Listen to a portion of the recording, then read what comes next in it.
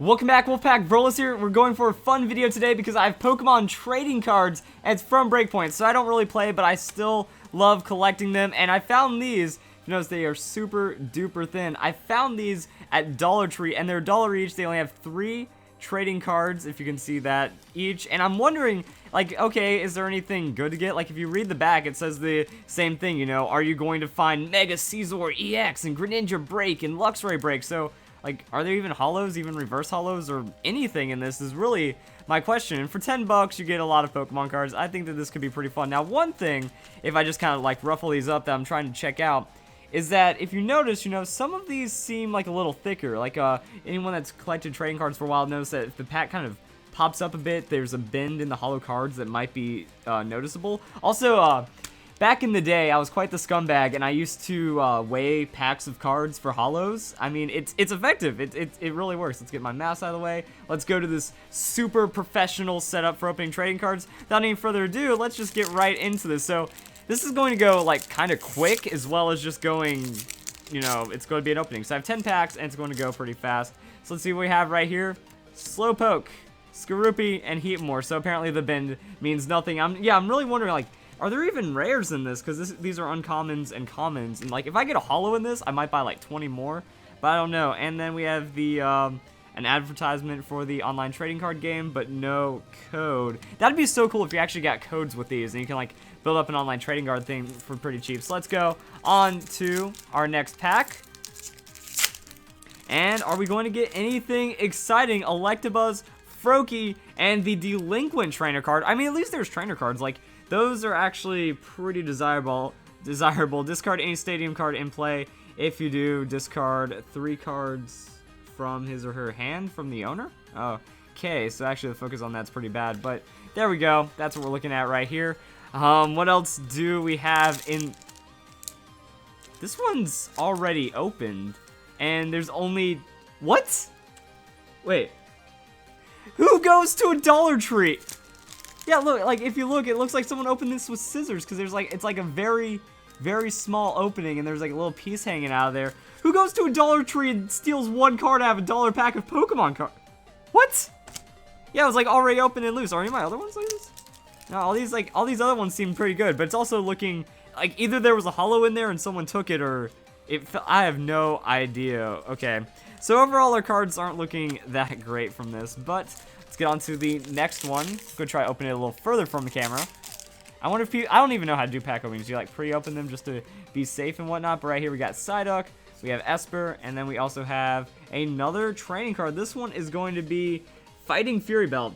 The basic Pokemon this is attached to gets plus 40 hit points and attacks do 10 more damage.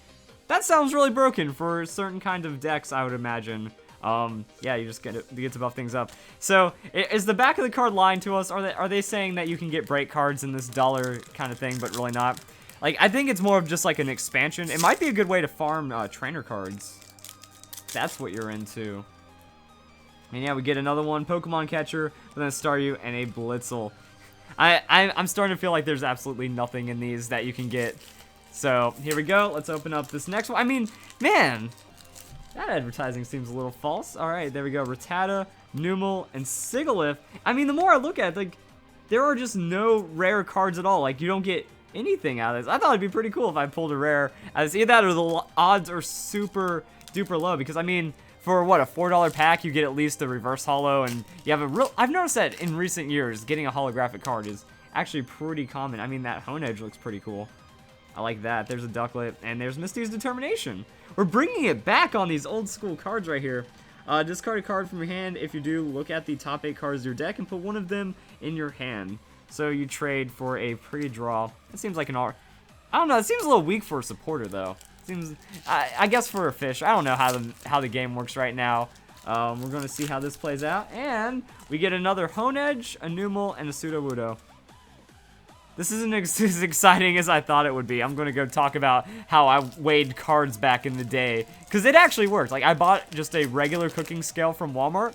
And I would go to the back and I would weigh the packs. And it was cool. You know, you get your own operation. And in this one, we have a Spritzee. I could probably do better on the focus now that I'm thinking about it. Let me go into the configurations and turn on the autofocus. Not really with that lighting. Okay, and then a Temple and Professor Sycamore. Discard your hand and draw 7 cards. You know, your general Professor card. But I'm getting a lot of really cool Professors, and we're down to our last pack already. Not opened, at least. I mean, look at that. You get the break on the front, and it just doesn't seem like we're going to get anything. I know people already know this. Like, I could have done my research on one to see if, like, there are rares or anything, but nope.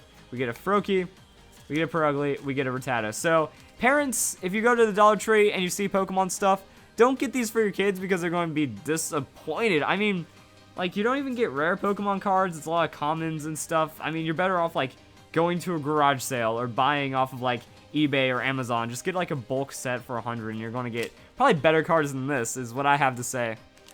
So, while I go and add and get these all together, just kind of do a big reveal at the end. Yeah, the way that these work out, or the way that, using a scale works out, I mostly did it for Yu-Gi-Oh cards. I didn't do it for Pokemon, but Yu-Gi-Oh back in the day, there was money to be made. So, I would get, like, 20 different packs, and then you make piles.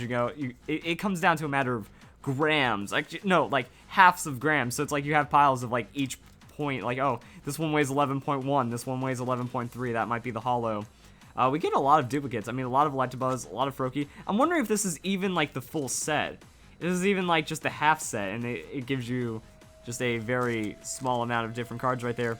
But it used to work, you know. I would come out with, like, an 80% success rate of finding only holos. I know it makes you a scumbag, because then that means any kids that go in there afterwards aren't going to, be able to get holos and stuff. But that's how it works out. Also, where I lived, it was pretty much, like, on truck day.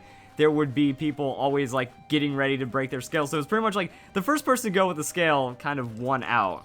So it's like you're just kind of beating out the other scumbags. So that's what we got. A lot of trainer cards, a lot of stuff like that. And I will finish up the story time with a nice little face-to-face. So, yeah, that was a little bit disappointing, wasn't it? Either way, another thing that I knew people would do, like, if you ever see people selling loose packs, I think Troll and Toad actually did this for a while. Like, if you see loose packs, never buy them, because you can buy a box, you weigh out all the packs, you make sure you get the ones with just the holos, and then you sell the other ones for like $1 cheaper. Well, they're not going to have any good cards in them, so it seems like a deal for the other person. Even half off. You can pay off a lot of the box just from the holos, and then you make a little extra like that. I'm telling people how to make money in like the scummiest way, but weighing cards works, and that's kind of what this reminds me of. I was like, man, I bring my scale to Dollar Tree to like find the one holo card in all of this, but there we go. Not really too much. A nice stack of Pokemon cards though. I mean, 30 cards for 10 bucks. I would rather just get, you know, you could just get the packs and it'll be better. You can actually get rares and stuff, but it was a nice thought. So if you guys enjoyed this video, hope you all have a nice day. Thank you for watching.